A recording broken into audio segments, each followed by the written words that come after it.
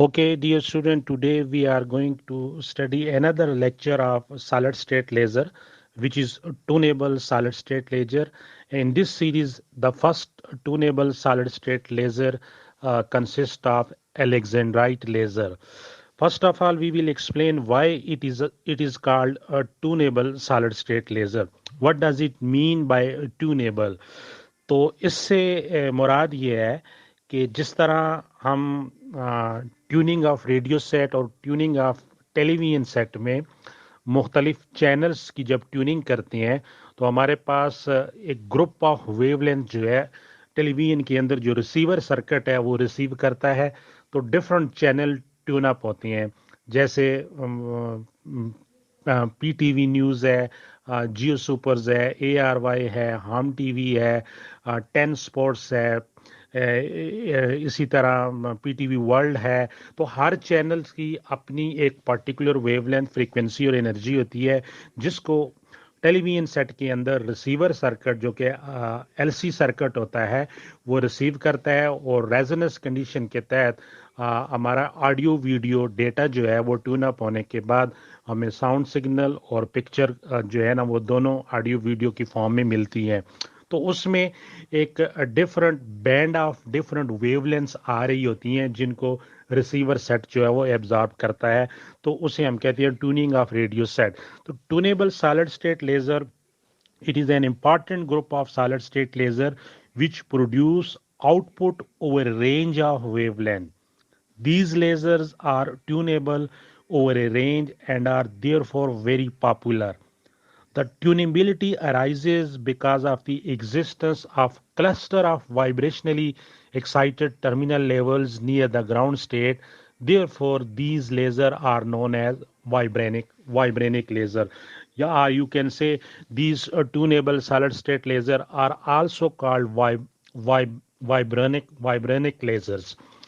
तो यहाँ डिस्कशन ये है कि ट्यूनेबल सॉलिड स्टेट लेज़र में हमारे पास जो लेजिंग मटेरियल होगा जब वो हमें आउटपुट के तौर पे laser light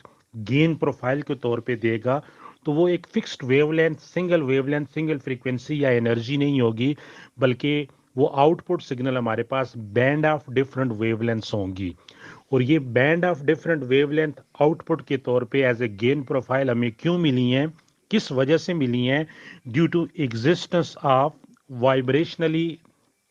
vibrationally excited terminal levels close to the ground state यानी जो हमारे पास लेजिंग मटेरियल होगा जिसको हम लोग एक्टिव सेंटर भी कहते हैं उससे जो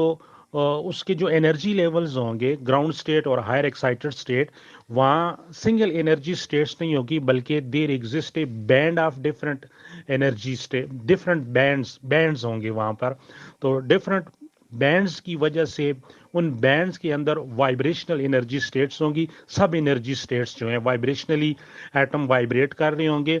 तो इनकी एग्जिस्टेंस की वजह से जब वो ग्राउंड स्टेट से हायर एक्साइटेड स्टेट में इलेक्ट्रॉन जंप करके आफ्टर ऑप्टिकल पंपिंग या आफ्टर इंड्यूस्ड एब्जॉर्प्शन जाते हैं तो जब वो डिके होके वापस आएंगे तो वाइब्रेशनल वाइब्रेशनल एटम्स से भी इलेक्ट्रॉन डिके होंगे और सिंगल ट्रांजिशंस भी होगी तो इस तरह हमें डिफरेंट वेवलेंथ बैंड के तौर पे मिलेगी आउटपुट स्पेक्ट्रम में या लेजर इमिशन स्पेक्ट्रम में आपको different bands of wavelength output के तौर पे मिलेगी ट्यूनेबल सॉलिड स्टेट लेजर जिसमें फर्स्ट लेजर एलेक्जेंड्राइट लेजर है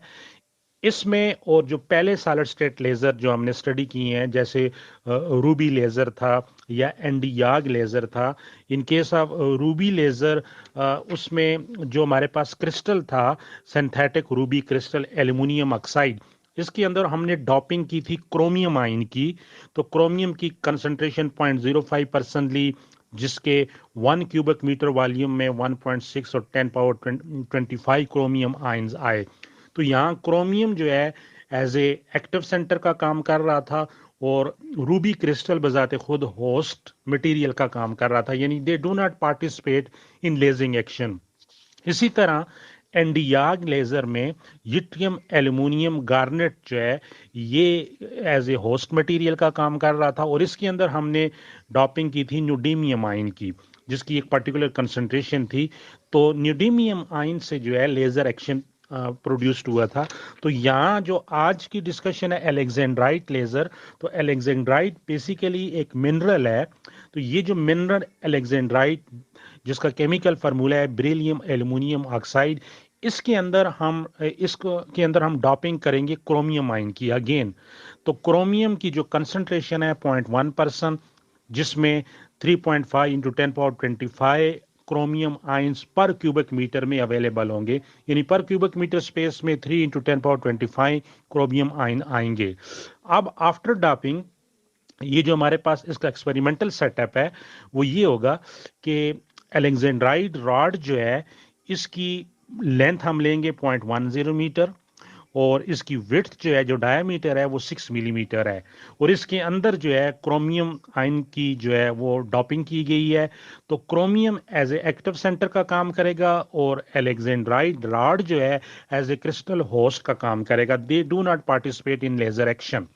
तो जिस तरह हमारे पास ruby crystal 3 level lasering system था, तो एलेक्जेंड्राइट लेजर जो है ये भी 3 लेवल लेजर सिस्टम है। सिर्फ डिफरेंस ये है कि रूबी क्रिस्टल से एक फिक्स्ड वेवलेंथ वाली लेजर लाइट प्रोड्यूस्ड हो रही थी, और यहाँ जो है बैंड ऑफ डिफरेंट वेवलेंथ जो है वो हमें मिलेगी। तो एक्सपेरिमेंटल सेटअप में हमारे पास ये सामने देखें एलेक्जेंड्राइट रॉड आ गया जिसके अंदर डॉपिंग क्रोमियम आयन की है, और ये नीचे फ्लैश लैंप है जो जीनान फ्लैश लैंप हो सकता है, या इसके अलावा क्रिप्टॉन आर्क लैंप हो सकता है। तो ये हमें पर्टिकुलर वेवलेंथ की लाइट देगा, और पंपिंग के तौर पे ये लाइट यूटिलाइज होगी। तो जो पंपिंग मैकेनिज्म इस सॉलिड स्टेट लेजर में, ट्यूनेबल सॉलिड स्टेट लेजर में यूटिलाइज हो रहा है वो ऑप्टिकल पंपिंग होगी। तो इस ऑप्टिकल पंपिंग में फ्लैश लैंप से जो है 2 पर्टिकुलर वेवलेंथ जो है इमिट होंगी, 3800 एंगस्ट्रॉम और सेकेंड वेवलेंथ 6300 एंगस्ट्रॉम, यानी 3800 एंगस्ट्रॉम और 6300 एंगस्ट्रॉम की 2 पर्टिकुलर वेवलेंथ जो है ये फ्लैश लैंप से इमिट हुई हैं, और इसने क्रोमियम आयन को ग्राउंड स्टेट से हायर एक्साइटेड स्टेट में पंप किया है, यानी इंड्यूस्ड एब्जॉर्प्शन का काम यहाँ पर हो रहा है। ये दोनों पर्टिकुलर वेवलेंथ जो है जब क्रोमियम आयन के इलेक्ट्रॉन को ग्राउंड स्टेट से हायर एक्साइटेड स्टेट में, जो कि अपर वाइब्रेनिक बैंड है, वाइब्रेशनल एनर्जी स्टेट कह सकते हैं, वाइब्रेशनल बैंड है, इसमें जब ये इलेक्ट्रॉन हायर बैंड में जाएंगे, तो यहाँ देखें कि 3 लेवल सिस्टम में ग्राउंड स्टेट के अलावा इसकी एनर्जी लेवल डायग्राम को बोर्ड पे देखें तो हमारे पास 2 क्लोजली बैंड्स हैं, 2 क्लोजली वाइब्रेनिक बैंड है जिनके दरमियान जो फॉरबिडन एनर्जी गैप है वो वेरी स्मॉल है। तो ये 2 वेवलेंथ एब्जॉर्ब होने के बाद जब हाईएस्ट बैंड में इलेक्ट्रॉन या क्रोमियम आयन जाती हैं, तो यहाँ से ये डिके होके वेरी क्लोज सेकेंड बैंड में आएंगे, ये E2 बैंड भी इसे कह सकते हैं, E2 एनर्जी स्टेट भी कह सकते हैं। तो यहाँ पर E3 से E2 में आएंगे तो नॉन रेडिएटिव ट्रांजिशन, यानी किसी किस्म का फोटॉन नहीं इमिट होगा, सिर्फ ये जो एनर्जी रिलीज होगी डी एक्साइटेशन की वजह से स्पॉन्टेनियस एमिशन में, ये क्रिस्टल वाइब्रेशन जो कि एटम वाइब्रेट कर रहे हैं उनकी वाइब्रेशन को इंक्रीज कर देगी, हीट के तौर पे यूटिलाइज होगी, टेम्परेचर इंक्रीज हो सकता है। तो इस तरह ये इलेक्ट्रॉन हायर एक्साइटेड स्टेट से सेकंड बैंड में आगे, सेकंड एनर्जी स्टेट में आगे, जो कि इनके लिए मेटास्टेबल स्टेट है। यहाँ से पॉपुलेशन इन्वर्जन का प्रोसेस होगा, और इस बैंड से जो है ग्राउंड स्टेट में इलेक्ट्रॉन जब दोबारा डी एक्साइट होंगे तो एज ए रिजल्ट हमें एक सिंगल वेवलेंथ नहीं मिलेगी, क्योंकि बैंड के अंदर डिफरेंट सब एनर्जी लेवल्स हैं। तो हायर एनर्जी बैंड से जब ये स्पॉन्टेनियस एमिशन प्रोसेस के तहत सेकेंड बैंड में डी एक्साइट होके क्रोमियम आयन आए हैं, तो यहाँ से डिफरेंट सब energy state, vibrational energy state की वजह से जब ये अपनी ओरिजिनल ग्राउंड स्टेट में डिकी होंगे तो हमें वेराइटीज ऑफ वेवलेंथ आउटपुट के तौर पे मिलेगी। और इस वेवलेंथ की जो रेंज है, यानी जो laser light as a output के तौर पे हमें मिल रही है, इसकी वेवलेंथ रेंज जो है 700 टू 830 नैनोमीटर ये लाई करती है, या आप इसे कह सकती हैं कि 7000 एंगस्ट्रॉम टू 8200 एंगस्ट्रॉम। ये बोर्ड पे देखें, 7000 एंगस्ट्रॉम से लेके 8200 एंगस्ट्रॉम तक, यानी 7000 एंगस्ट्रॉम वाली वेवलेंथ भी मिट हो रही है, 7000 7100, आपके 7200, 7300, इस तरह करते करते ये आपको एक group of bands of different wavelength emission spectrum के तौर पे क्रोमियम आयन से मिलेगा। तो अब आपने इस बैंड से, ये जो ट्यूनेबल सॉलिड स्टेट लेजर से ये हमें जो पर्टिकुलर वेवलेंथ मिली हैं, किसी एक सर्टेन वेवलेंथ को चूज करना है और उसको आप अपने डिजायर पर्पस के तौर पे यूटिलाइज कर सकते हैं। ये तो इसका हो गया मैकेनिज्म कि किस तरीके से ये मतलब प्रोड्यूस्ड होता है, एनर्जी लेवल डायग्राम। तो अब जो हम आते हैं कि ये जो लेजर इमिशन स्पेक्ट्रम हमें क्रोमियम आयन से मिला है, इसकी इसकी पैटर्न कैसा है। तो ये कंटिन्यूस वेव पैटर्न या आपको कंटिन्यूस वेव पैटर्न या पल्स वेव पैटर्न के तौर पे दोनों, यानी कंटिन्यूस वेव की फॉर्म में भी मिल सकता है और पल्स वेव फॉर्म में भी मिल सकता है। और ये जो बैंड मिला है, ये इसको कहा जाता है कि this band is arises because of compound transition. Compound transition, ये देखिए मैंने सामने लिखा है कि इसमें इलेक्ट्रॉनिक ट्रांजिशन भी हो रही है और वाइब्रेशनल एनर्जी स्टेट्स के चेंज होने की वजह से भी ट्रांजिशन हो रही है। तो इन दोनों को कलेक्टिवली कहा जाता है कंपाउंड कंपाउंड ट्रांजिशंस। ये तो हो गया इसका एनर्जी मैकेनिज्म। अब हम इसके यूजेस की तरफ आते हैं कि ये जो ट्यूनेबल सॉलिड स्टेट लेजर है, इसको हम कहाँ कहाँ यूज कर सकते हैं। एक तो इसका मोस्ट इम्पॉर्टेंट यूज ये है कि हम अलेक्जेंड्राइड लेजर को मेडिकल साइंस में कैंसर थेरापी में यूटिलाइज करते हैं, अदर एप्लीकेशन में pollution detection, kidney stone removal, और इसके अलावा मेडिकल साइंस में डर्मेटोलॉजी। डर्मेटोलॉजी एक सेपरेट फील्ड है, यानी hair removal process, hair removal process या हेयर सर्जरी में भी ये बहुत ज़्यादा यूटिलाइज किया जाता है। इसके अलावा रिमूविंग टैटूज, ये जो आप लाइव क्रिकेट मैचेस देखते हैं कि अक्सर स्पेक्टेटर्स जो हैं, तमाशाई जो हैं, उन्होंने अपने बाजुओं पे, माथे पे या चेहरे पे टैटूज बनाए होते हैं, तो वो बाजू का परमानेंट इंप्रेशन छोड़ देती हैं। तो उनको रिमूव करने के लिए भी ये अलेक्जेंड्राइड लेजर जो यूटिलाइज किया जाता है। तो इसमें से जो सबसे low energy, low frequency wavelength है, उसको हम यूटिलाइज करते हैं इन टेटीज को रिमूव करने के लिए। इसी तरह एक बहुत इम्पॉर्टेंट इसका यूजेस है कि it can be used in remote sensing. तो what do you mean by remote sensing? This is a very important process. यहाँ पर मैं इसको डिफाइन करता हूँ कि रिमोट सेंसिंग क्या है। The process of detecting and monitoring the physical characteristic of an area by measuring its reflected and emitted radiation at a distance, typically from satellite or aircraft, like Earth area, distant stars, study of the moon, or study of the environment or atmosphere of the any planets if it is exist. This remote sensing can be utilized. यानी अगर आप earth surface पे किसी जगह को,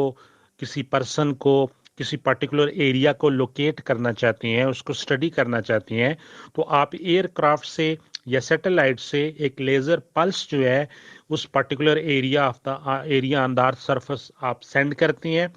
वो reflect होके वापस जाती है। तो रिफ्लेक्टेड बीम जो है वो अपने साथ इमेज लेके आता है। तो उस इमेज को देख के हम उस चीज को स्टडी करते हैं, हाईलाइट करते हैं। इस प्रोसेस को, इस स्टडी को रिमोट सेंसिंग कहा जाता है। जिस तरह अर्थ सरफेस पे या मिड स्पेस में सैटेलाइट से हम मून की सरफेस पे लेजर पल्स फॉल कर सकते हैं, वो लेजर पल्स मून की सरफेस से रिफ्लेक्ट होकर वापस आती है। तो रिफ्लेक्टेड इमेज जो है वो जिस स्पॉट से रिफ्लेक्ट होकर आई है उसके पास उसकी इंफॉर्मेशन होती है। तो हम उस स्पॉट को, मून की सरफेस को, अर्थ सरफेस पे बैठे हुए या स्पेस में, स्पेस शटल के अंदर या जो स्पेस स्टेशंस होती हैं, वहां से ये पल्स सेंड करके हम इसको स्टडी कर सकते हैं। ये रिमोट सेंसिंग कहलाता है। तो अब यहाँ पर आप अगर इसकी लुग़वी मीनिंग की तरफ जाएं कि ट्यूनेबल सॉलिड स्टेट लेजर, तो why it is called tunable solid state laser, तो मैंने स्टार्ट में भी स्ट्रेस किया था कि इसको इसलिए कहा जाता है कि इसमें आउटपुट स्पेक्ट्रम जो है, लेजर एमिशन स्पेक्ट्रम जो है, ये गेन प्रोफाइल ऑफ जो लेजर है, ये वेराइटी और बैंड ऑफ डिफरेंट वेवलेंथ्स होती हैं। तो that is why it is called tunable solid state laser. और ये क्यों एग्जिस्ट करती हैं? ट्यूनेबल यानी tunable bands of wavelength exist क्यों करता है? तो इसलिए कि the tunability arises because of the existence of cluster of vibrationally excited terminal levels near the ground state. Therefore, these lasers are called vibronic laser. In liquid lasers, we have studied that dye laser are tunable. We have observed that dye laser are tunable, but there is certain deficiency arises in dye laser, which is that they degrade with passage of time, यानी उनका life spectrum या life time बहुत कम होता है, तो वो degrade होना, material जो है वो डिग्रेड होना स्टार्ट हो जाता है। तो इसलिए डाई लेजर आल्दो कि ये ट्यूनेबल लेजर है in case of liquid laser, लेकिन ये मोस्ट सूटेबल चॉइस नहीं है प्रैक्टिकल एप्लीकेशंस के लिए। तो सॉलिड स्टेट लेजर में ये जो ट्यूनेबिलिटी आ रही है, इसकी ऑपरेशनल लाइफ टाइम बहुत ज़्यादा है, इसकी वेराइटीज़ ऑफ एप्लीकेशन है, इसलिए हम सॉलिड स्टेट लेज़र की जो ट्यूनेबिलिटी है इसको वेरियस एप्लीकेशन में प्रेफर करते हैं। और उनमें जो आज हम लोगों ने स्टडी किया वो एलेक्जेंड्राइट 3 लेवल लेजिंग सिस्टम था, जिसमें पंपिंग सोर्स जो है ऑप्टिकल पंपिंग का यूज़ किया गया है, और जस्ट आपने mineral alexandrite in the form of rod ली है, जिसके अंदर क्रोमियम आयन की डॉपिंग की है, और जो एलेक्जेंड्राइट रॉड है ये होस्ट क्रिस्टल का काम कर रहा है, और क्रोमियम जो है ये एक्टिव सेंटर जिससे लेजर लाइट इमिट होगी, लेजिंग एक्शन का काम कर रहा है, और हमें डिफरेंट वेवलेंथ्स जो है वो लेजर की एज ए आउटपुट बीम के तौर पे मिली हैं। तो ये था हमारा आज का lecture. Thank you very much.